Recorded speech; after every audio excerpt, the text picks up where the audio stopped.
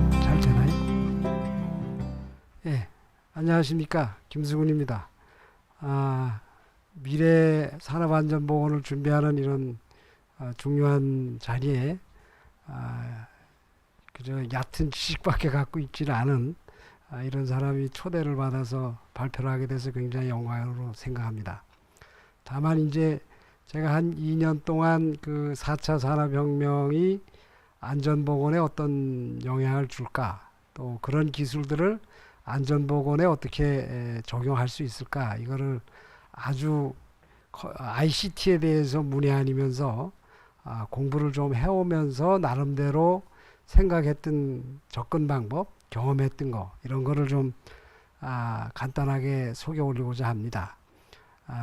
이미 많은 그 진화가 되신 분들에게는 너무 유치원 수준의 얘기가 될 것 같아서 한편으로는 송구스럽지만, 또 이 분야를 어떻게 이해할까, 이 고민 중인 분들한테는 조금이라도 저런 식으로 공부를 좀 하고 접근하면 앞으로 도움이 되고 뭔가를 이룰 수 있지 않을까 하는 기대와 희망을 갖게 하는 그런 시간이기를 바라봅니다.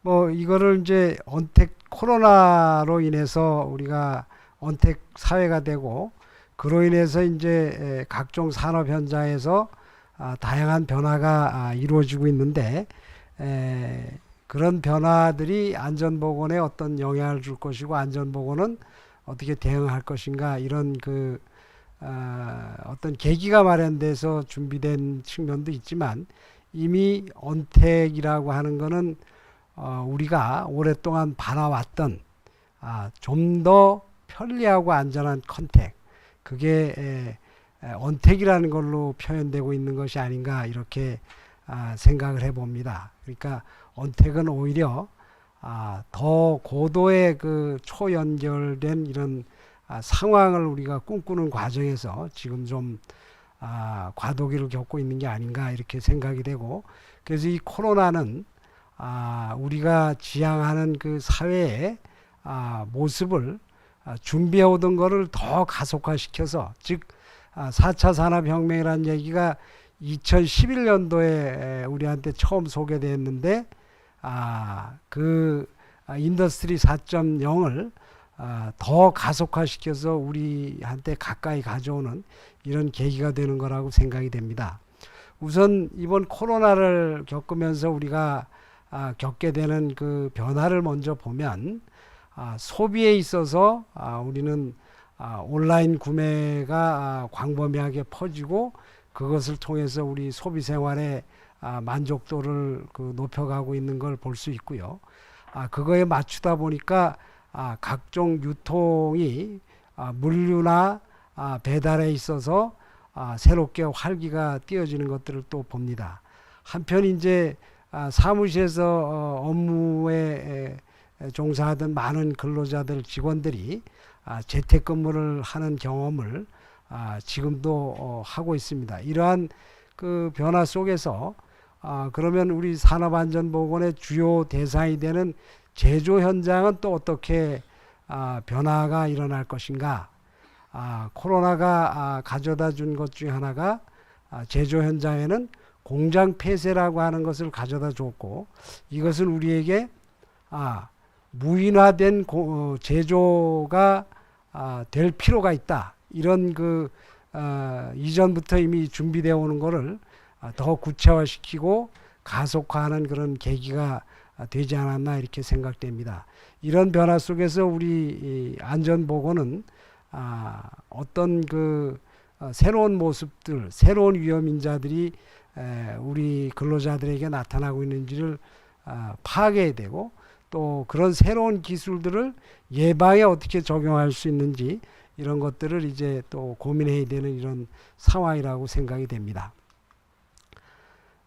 우선 먼저 우리가 재택근무를 경험하면서 나타났던 것들을 좀 보면, 경기도에서 조사한 거에 의하면 재택근무를 경험해 본 분들의 80% 이상이 만족했고, 앞으로 이런 형태의 이제 근무가 좀 더 확대되기를 희망한다 이렇게 이제 반응을 보였다고 합니다.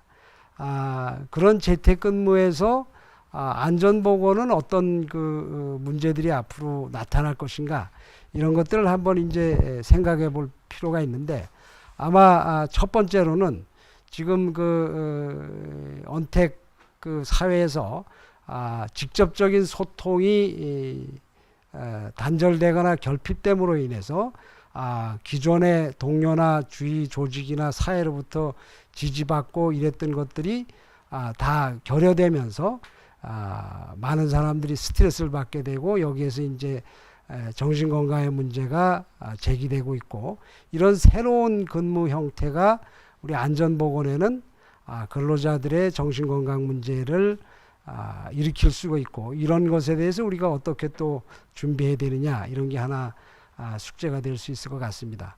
두 번째는 이제 이런 온라인을 통한 근무로 인해서 일과 생활의 어떤 분리가 애매모호해지고 또 일하는 시간과 휴식 시간 또는 개인 생활하는 시간이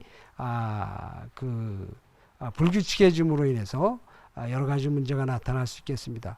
또 한편 이런 온라인 시스템을 통해서 많은 업무에 대한 그 과다한 요구들이 일어날 가능성이 높아지고 그로 인해서 이제 성과에 대한 압력 이런 걸로 인해서 또 일하는 사람들은 스트레스를 많이 받을 걸로 예상이 됩니다.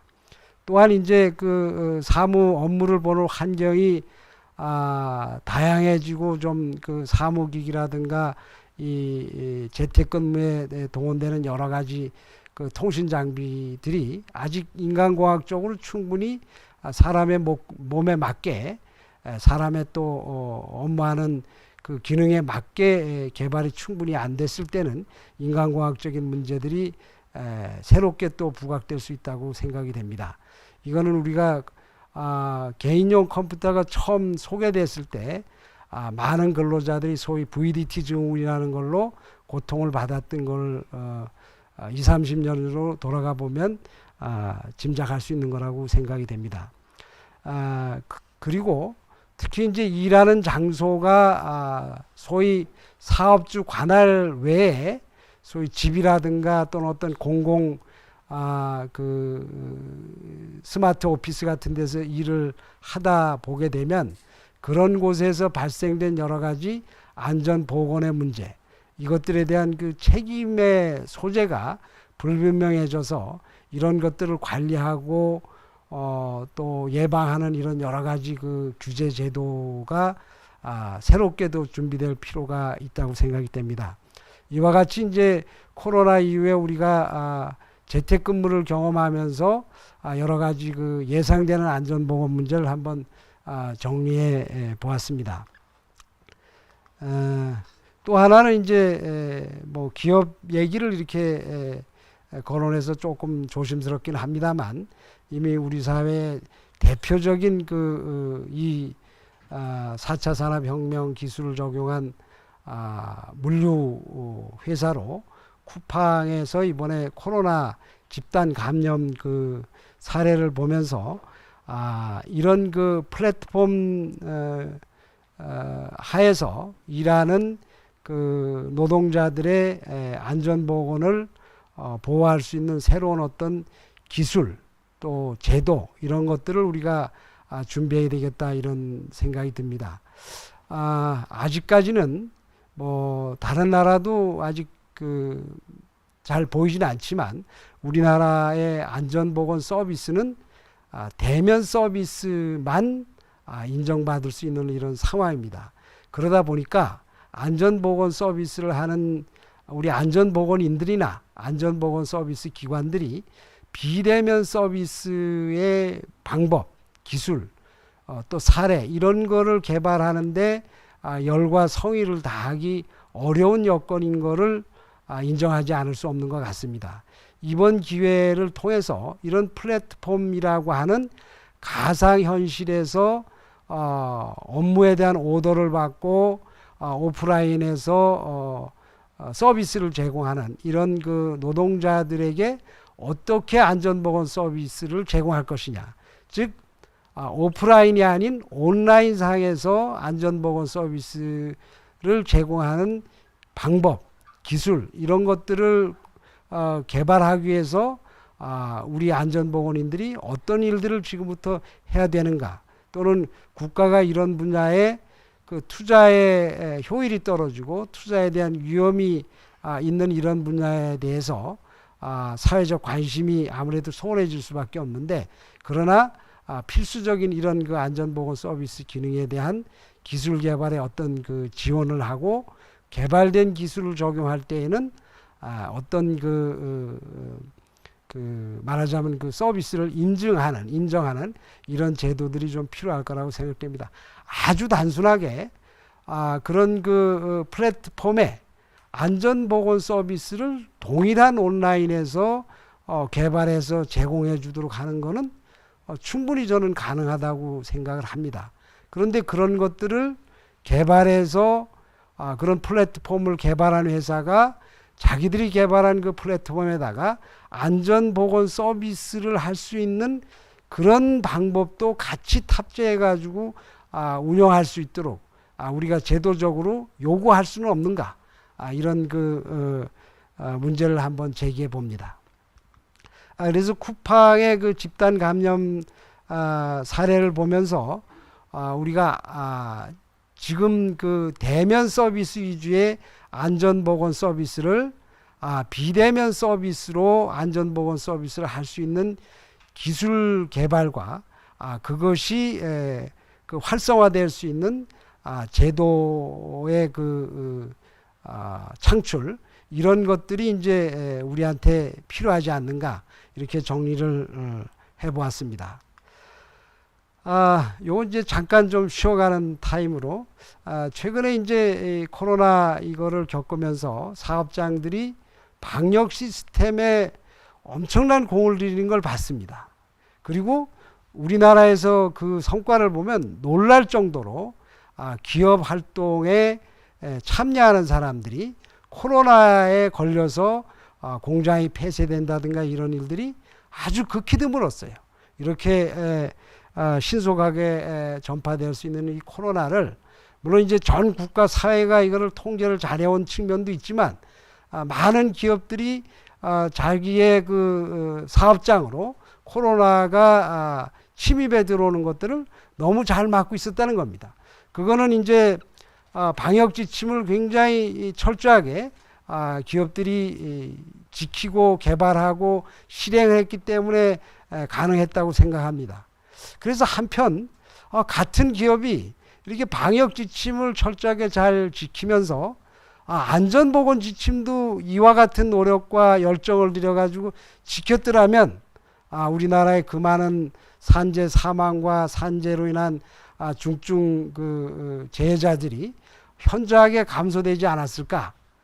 그런 두 가지 방역 지침과 안전보건 지침에 기업의 준수하는 어떤 차이를 보면서, 그런 차이가 발생한 동력은 어디에 있었을까?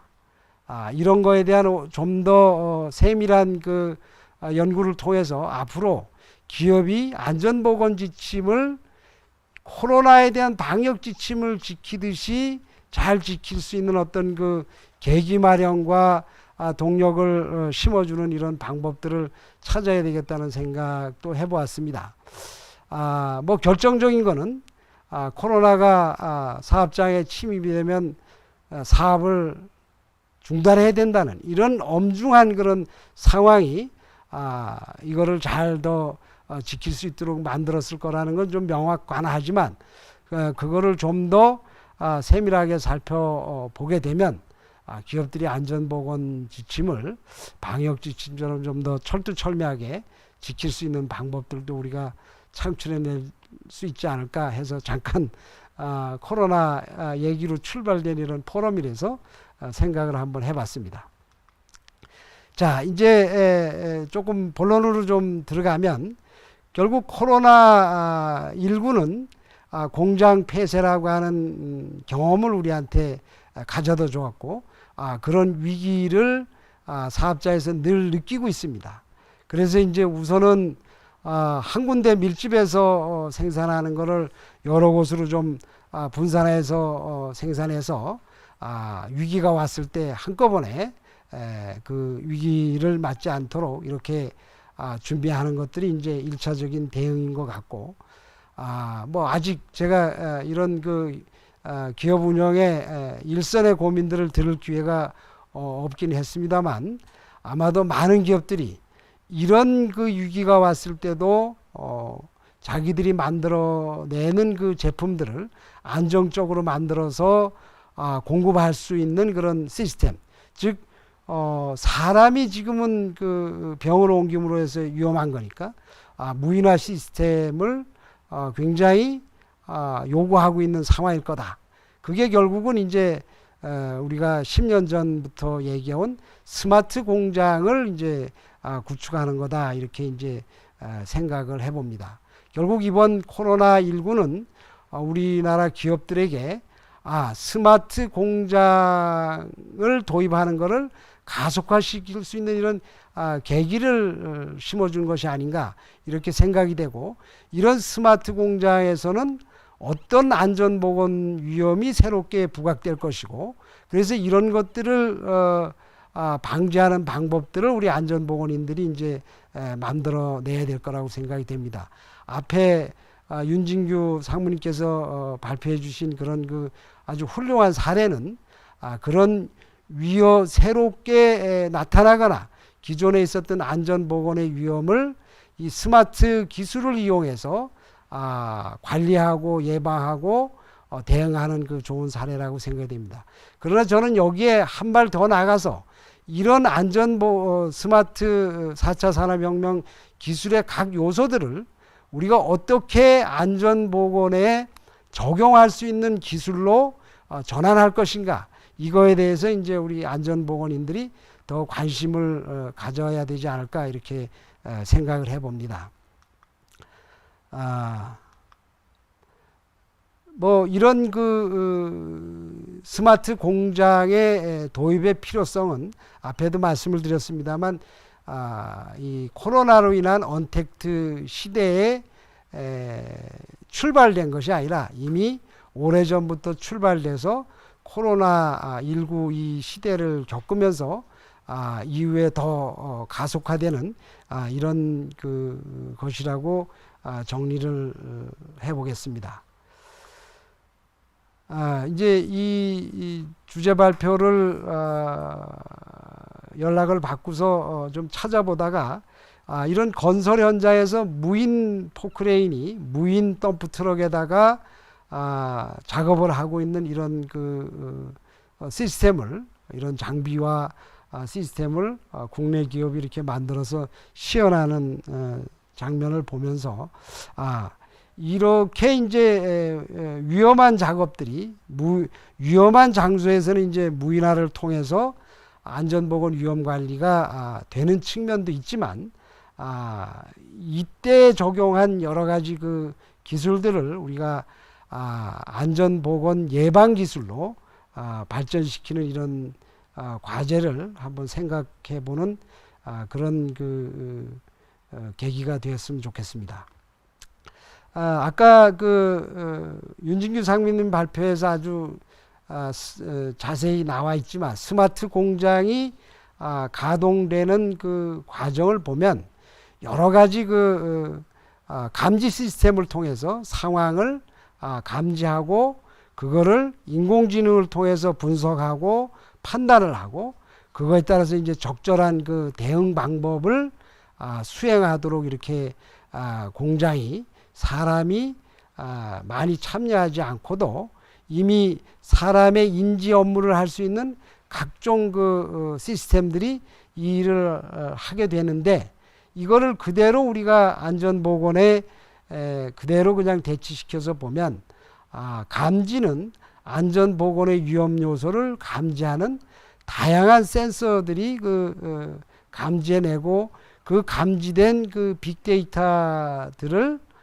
모아서 AI가 분석을 해내고, 그거에 따른 판단을 기초로 해서 현장에 경고 사인을 보낸다든가, 또는 작업 속도를 조절한다든가 또는 극단적인 경우에는 아예 작업을 중단시키게 한다든가 이런 것들이 이제 그 스마트 공장에서 안전보건이 담당해야 될 역할이라고 이렇게 생각을 해봤습니다.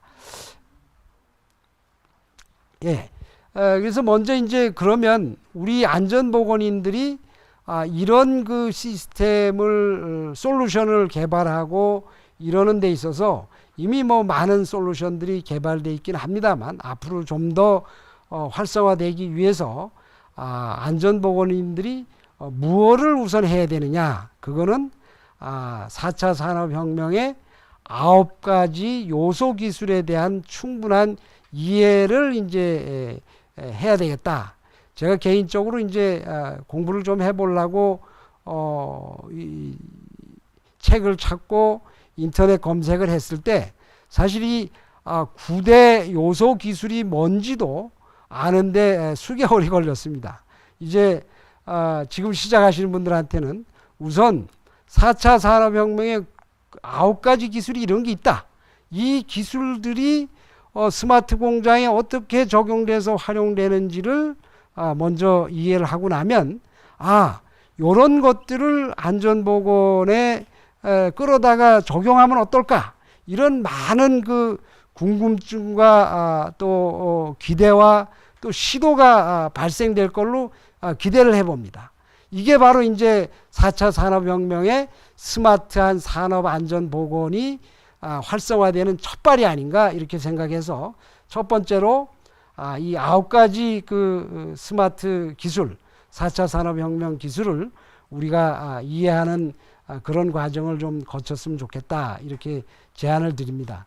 개인적으로 이제 공부하면서 그런 그 새로운 안전보건의 개념들을 정리해서 산업보건지에 몇 차례 걸쳐서 이렇게 발표를 했습니다. 지금 읽어보면 뭐 오류도 많고 또 책에도 잘 안 잡혀 있고 그런 것이긴 하지만 그래도 이렇게 한번 시도해본 그런 그 내용들을 잠깐 이렇게 좀 넘겨보시면 앞으로 공부하고 연구해야 될 좀 더 구체적인 대상들이 초보자인 경우에는 보여지기를 희망합니다. 앞에서 말씀을 드렸습니다만 그러면 앞으로 우리가 이 새로운 기술을 어떻게 이제 활용하는 방향으로 나갈 것인가, 그걸 이제 두 가지로 한번 정리해 봤습니다. 우선 아까 재택근무에서 여러 가지 그 안전보건의 문제가 새롭게 부각된다는 것을 예시를 한번 들어봤습니다. 그와 같이 스마트 기술이 적용되는 공장에서는 또 다른 부정적인 그 안전보건 문제들이 나타날 걸로 예상이 됩니다. 그런 것들을 이제 최소화하고 방지하고 파악하는 쪽에 우리 안전보건인들이 이제 첫 번째 노력을 해야 될 거라고 생각이 들고요. 그 다음에 이제 두 번째는 더 중요한 거는 이런 그 디지털 기술들을 안전보건 예방 기능에 이제 적용하는 쪽으로 이제 가져가야 될 거다 이렇게 생각을 합니다. 그래서 이제 그런 기술들의 어떤 그 활용 가치, 이거를 먼저 이해하고 그 다음에 더 중요하게 우리가 심사숙고해야 될 것들은 이 기술들이 신뢰할 만한 수준인가. 예를 들어서 이제 스마트 공장에 물건을 제조하기 위한 그 기술들이 어떤 시행착오를 거쳐서 손실이 발생하고 이러는 것들과 이 기술들을 안전보건에 끌어다가 썼을 때 그 기술이 충분히 신뢰성이 검증이 안 된 상태에서 적용을 할 때 발생되는 피해는, 이 후자는 인명의 큰 손실을 가져오기 때문에 상당히 엄중하다고 생각이 됩니다. 예를 들어서 AI가 분석하는 그 데이터에 대한, 그 빅데이터에 대한 신뢰할 만한 그 데이터들이 모이고 있는가? 즉 아까 저 화학 공장에 적용한 사례로 보면 여러 가지 가스가 누출되는 상황을 디텍트하는 그 센서가 제대로 그 가스들을 분별해서 디텍트 해낼 수 있는가? 또 그 가스가 누출되는 상황은 얼마나 정확하게 분석을 해서 그게 과도한지 대응이 가능한지 또 경미한 건지를 제대로 판단해낼 수 있는가, 이런 그 신뢰할 수 있는 그 기술 수준으로 우리가 끌어오고 그 신뢰성을 검증하는 이런 과정들에 우리 안전보건인들이 많은 역할이 필요한 이런 거라고 생각이 됩니다. 그래서 정리를 좀 해보겠습니다. 뭐 이제 이 분야를 한번 공부를 좀 해봐야 되겠다 이런 생각을 가지고 한 1년 반 정도 이제 인터넷을 찾아서 다니고 또 우리나라의 스마트 공장 지원제도 이런 것들을 통해서 이제 어떻게 이 제조 현장이 바뀌어 나가는지를 좀 살펴보면서 든 생각은 지금부터 이 스마트 산업안전보건을 공부해야 되겠다. 그러면 첫 번째로 그 4차 산업혁명의 핵심 요소 기술, 물론 아까 9가지를 말씀을 드렸습니다만 거기서 이제 갈라져 나오는 뭐 통신기술, 위치 파악 기술 이런 다양한 그 세분화되는 기술들의 그 요소 기술들을 우리가 정확하게 이해를 해야 되겠다. 그 작업을 상당히 많은 양의 그 시간과 노력을 들여서 우리가 정리해낼 필요가 있겠다 이런 생각을 했고요. 그 다음에 두 번째는 그 4차 산업혁명의 인공지능 기술을 이용해서 지금 현장에 있는 안전보건인들이 가장 그 문제로 얘기하는 것들이 너무 이 서무 업무라든가 아주 디테일한 규제에 대한 그 내용들을 정확하게 파악해서 준비하고 대응하기가 곤란한 경우가 많다. 이런 얘기들을 많이 합니다. 그거를 사람이 일일이 그 관계된 그 법과 또 지침과 또 그 이하의 디테일한 그 요소들까지 찾아가지고 파악해서 준비하고 대응하는 데는 너무 많은 노력들이 들어가고 있는 게 현실인 것 같습니다.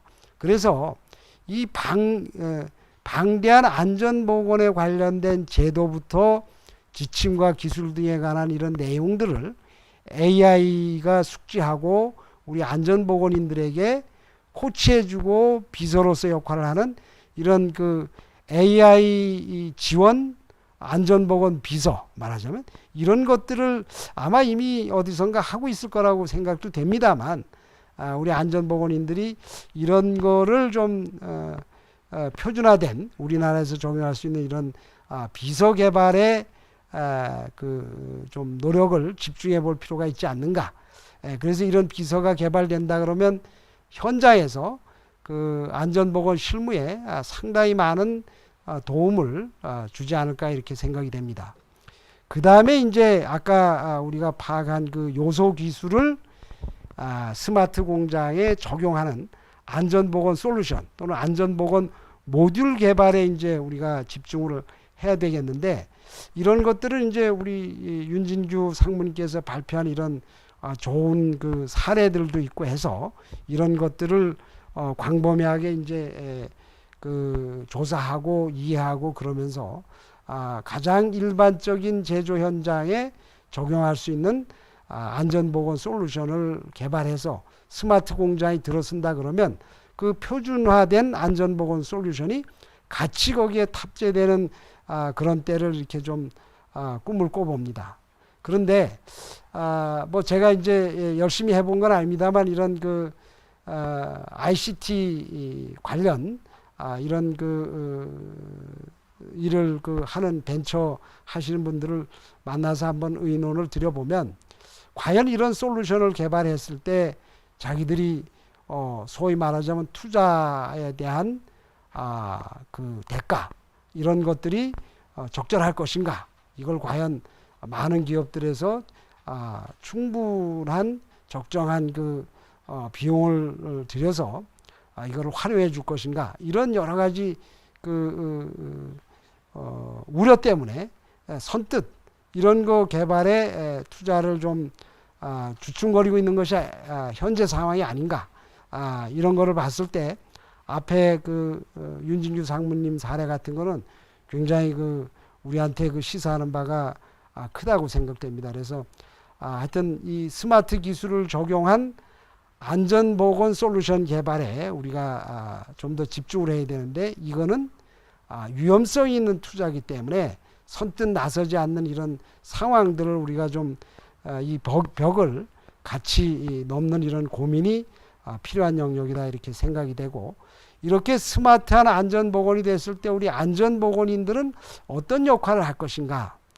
사실 이제 표준화된 안전보건 솔루션이 각 사업장에 탑재가 돼서 작동이 되더라도 현장에서 그거를 최적화시키고 현장에서 어떤 문제가 됐을 때 대응을 해줄 수 있는 그런 전문가들은 꼭 필요한 것이어서, 우리 미래의 이제 우리 안전보건인들은 이런 분야에 대한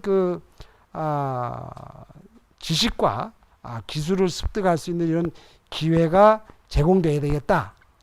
그래서 앞으로 안전보건을 인을 육성하는 이런 대학이나 이런 데서는 소위 스마트 안전보건학 이런 강좌를 개설해서 도입을 해서 이제 후세 이 안전보건인들이 될 사람들에게 이 스마트한 공장에서 안전보건이 어떻게 작동되는지를 충분히 이해할 수 있도록 이렇게 하는 작업들이 필요하지 않나, 이렇게 생각이 들어서 마무리 말씀으로 좀 드렸습니다.